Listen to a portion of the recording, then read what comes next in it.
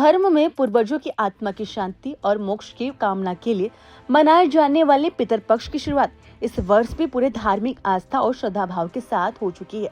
यह 16 दिनों की एक विशेष अवधि होती है जिसमें हिंदू समुदाय अपने पूर्वजों को तर्पण, पिंडदान और श्राद्ध के माध्यम से श्रद्धांजलि अर्पित करते हैं। बता दें कि पितरपक्ष पखवाड़ा भाद्रपद मास के शुक्ल पक्ष की प्रतिपदा तिथि से शुरू होकर अमावस्या तिथि को समाप्त होता है।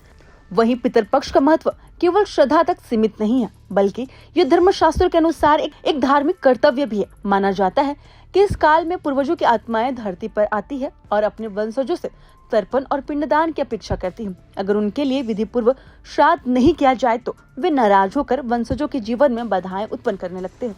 महाभारत में भी इसका उल्लेख मिलता है, जब भीष्म पितामह ने युधिष्ठिर को पितरों के महत्व के बारे में बताया था।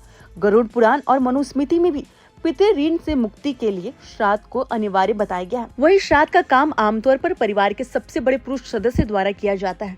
इसमें तिल, जल, काले तिल, जौ और कुसा का प्रयोग कर पूर्वजों को तर्पण दिया जाता है। ब्राह्मणों को भोजन कराकर वस्त्र और दक्षिणा दी जाती है। आज भी कई घरों में इस समय विशेष पूजा, भागवत कथा, गीता पाठ और हवन का आयोजन किया जाता है। ऐसा माना जाता है कि इससे पितरों की आत्मा को शांति मिलती है और वे वंशजों को आशीर्वाद भी प्रदान करते हैं।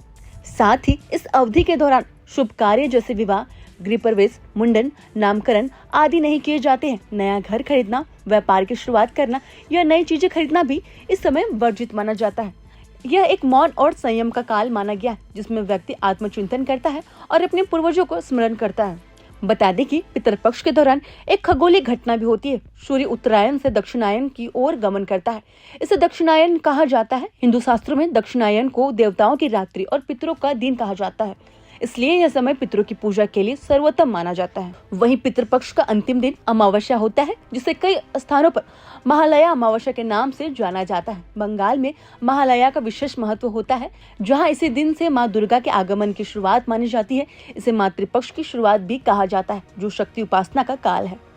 लेकिन पितरपक्ष न केवल धार्मिक परंपरा है, बल्कि ये सामाजिक चेतना और पारिवारिक मूल्यों की याद दिलाता है। यह हमें यह भी सिखाता है कि अपने पूर्वजों का सम्मान और कृतज्ञ व्यक्त करना हमारी जिम्मेदारी है। कई समाजों में इस अवसर पर सामूहिक भोज, गरीबों को अन्न वितरण और ब्राह्मणों को दान देने की परंपरा है।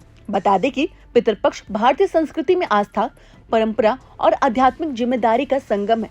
यह न केवल हमें हमारे पूर्वजों से जोड़ता है, बल्कि हमारे जीवन में संतुलन और शांति बनाए रखने की प्रेरणा भी देता है। आज के युग में जब लोग अपनी जड़ों से कटते जा रहे हैं, ऐसे में पितरपक्ष का महत्व और भी अधिक बढ़ जाता है। प्रभातखबर.com, विश्वास वही, रफ्तार नहीं।